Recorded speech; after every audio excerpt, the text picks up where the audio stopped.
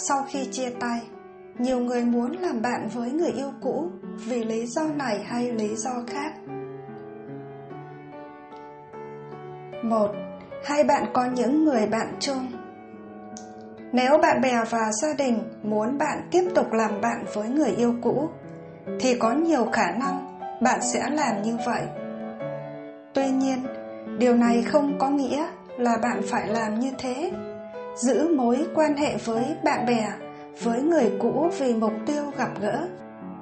Giao lưu với mọi người là tốt, nhưng nếu đó là lý do duy nhất để duy trì tình bạn thì sẽ nảy sinh nhiều vấn đề. Bạn có quyền dành thời gian cho bạn bè mà không có mặt người yêu cũ, và bạn cũng có quyền từ chối lời mời tham dự các cuộc gặp mặt có người cũ. Ngay cả khi thỉnh thoảng gặp lại người yêu cũ thì cũng không có nghĩa là phải làm bạn với họ. Có thể coi người đó chỉ là một người quen, vì hai người từng gặp gỡ nhau, nhưng theo thời gian thì mối quan hệ từng gặp gỡ đó cũng sẽ dần phai nhạt. 2. Bạn sợ họ bị tổn thương. Nếu hai bạn vừa chia tay và tâm trạng của người yêu cũ không được tốt, thì bạn nghĩ rằng nếu từ chối làm bạn sẽ làm họ tổn thương nhiều hơn. Nhưng bạn không có trách nhiệm phải giúp họ vượt qua nỗi đau, và sự hỗ trợ của bạn có thể khiến họ cảm thấy tồi tệ hơn. Thay vì tự mình nhận gánh nặng, giúp người cũ vượt qua sự tổn thương do chia tay, hãy để họ nhận được sự hỗ trợ từ bạn bè, người thân của họ. Nếu bạn nợ họ một lời xin lỗi, thì hãy xin lỗi một cách chân thành, chứ không phải lấy cớ đó để tiếp tục làm bạn với họ. 3. Bạn muốn theo dõi cuộc sống của họ. Biết rằng hai người không còn thuộc về nhau nữa, nhưng bạn vẫn có thể cảm thấy đau lòng khi nghĩ đến việc người cũ tìm thấy hạnh phúc bên người khác. Giữ mối quan hệ bạn bè có thể là cách để bạn nắm bắt cuộc sống, mối quan hệ hẹn hò của họ. Tuy nhiên, việc trở thành bạn bè của người yêu cũ sẽ không có lợi cho cả hai về lâu dài. Đặc biệt, nếu bạn có sự hiểu lầm khi họ vẫn tiếp tục làm bạn với bạn. Ngay cả làm bạn trên Facebook cũng được nhiều người coi là cơ hội để bước vào cuộc sống của người cũ. Trong một cuộc khảo sát của tạp chí, cứ với 3.000 người, 85% thừa nhận đã vào kiểm tra Facebook của người yêu cũ, và 17% cho biết họ đã làm điều đó mỗi tuần một lần.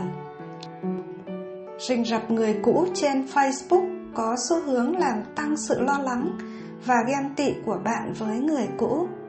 Nếu bạn muốn tránh cảm giác này, tốt hơn hết nên hủy kết bạn với người cũ cả trên mạng và ngoài đời.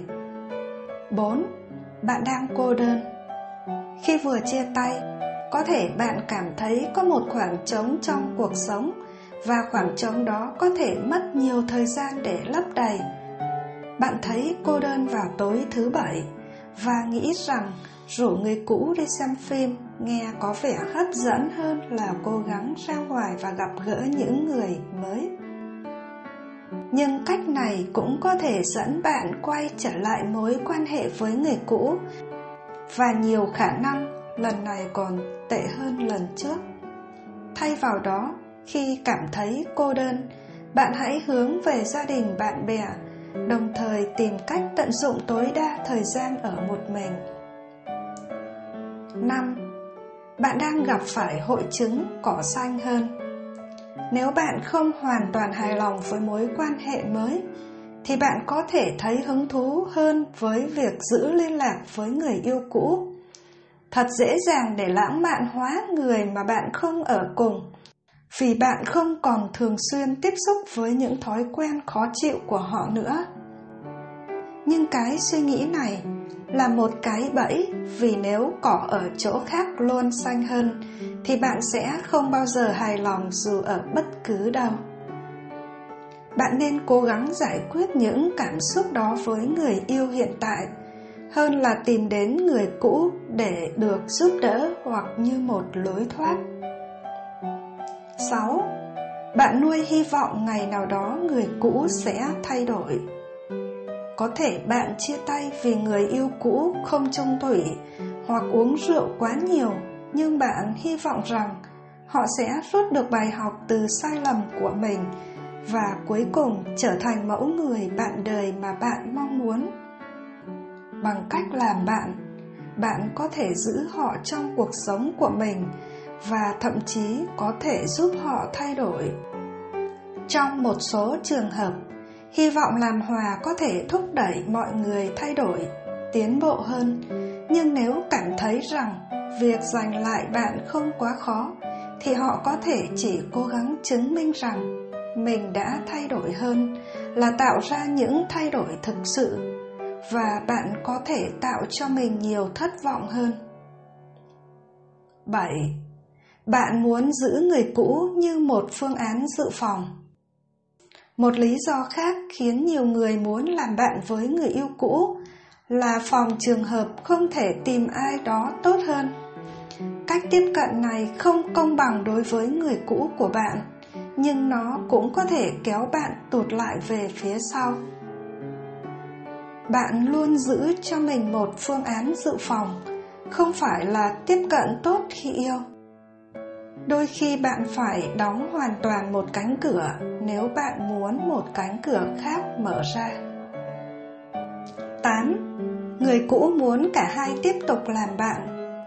Bạn có thể không muốn tiếp tục làm bạn bè, nhưng người yêu cũ thì ngược lại. Bạn có quyền nói không với tình bạn, và bạn nên nói thẳng với người cũ về cảm xúc của mình. Mặc dù một chút rình rập trên Facebook có thể tương đối vô hại, nhưng việc người cũ theo dõi người kia sau khi chia tay thật đáng sợ và không chấp nhận được. Ví dụ như liên lạc với người yêu cũ, dù đã được yêu cầu đừng liên lạc nữa, hoặc đến nơi ở của người cũ mà không được mời. Hãy cẩn thận với những hành động như theo dõi, rình rập, giận dữ, ghen tuông, ám ảnh, muốn kiểm soát và có thể tệ hơn nữa. 9. Họ vẫn còn yêu bạn. Nếu người yêu cũ vẫn còn yêu bạn, nhưng bạn không cảm thấy như vậy, điều tốt nhất bạn có thể làm cho họ là để họ ra đi.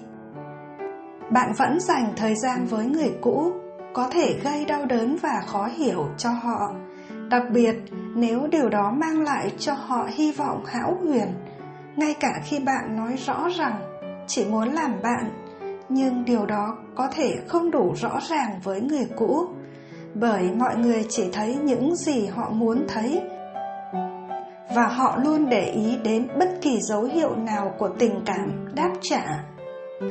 Ví dụ như bạn vẫn đồng ý làm bạn sau khi chia tay. Trong tình huống này, tốt nhất là bạn không nên liên lạc và để người cũ rời đi. 10. Bạn vẫn yêu họ. Bạn vẫn còn tình cảm với người cũ và thầm mong giành lại được họ có thể là động lực mạnh mẽ để bạn duy trì mối quan hệ bạn bè với họ. Nhưng không may, đây cũng là một trong những động lực nguy hiểm nhất. Nếu người cũ không muốn ở bên bạn thì rất khó để thay đổi quyết định của họ. Cố gắng vô ích của bạn sẽ chỉ khiến nỗi đau lặp đi lặp lại và khiến bạn cảm thấy tồi tệ về bản thân.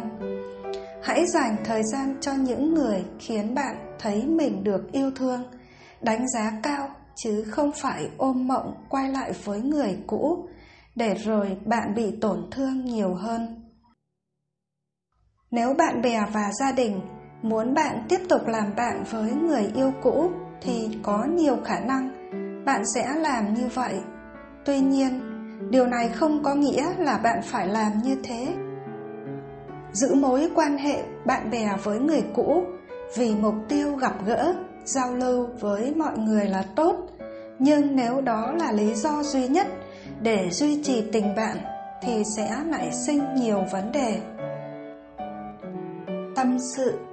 Tôi đã gặp một người, biết rõ ràng cả hai không có kết quả, biết rõ đoạn đường này không có lối ra, biết rõ ràng rồi cũng có ngày kết thúc, mà vẫn nhắm mắt bất chấp yêu đương được một ngày thì yêu thương thêm một ngày, được 1 giờ thì yêu thương thêm 1 giờ.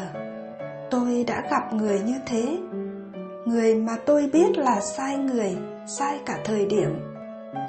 Người mà tôi biết nếu cố chấp thì đều sẽ tổn thương, đều sẽ bị xã hội chê trách. Người mà tôi biết sai mà vẫn không thể ngừng lại. Người mà tôi hiểu không bao giờ có tương lai, nhưng lại là người khiến tôi chấp nhận đời này trầm luôn, không cần đáp trả. Tôi đã gặp người như thế, biết rằng không có kết quả nhưng vẫn cố chấp tiếp tục, chỉ vì tôi thương. Biết rõ người này không thuộc về mình, nhưng vẫn gắng gượng siết chặt tay họ, dây dưa thêm một đoạn đường.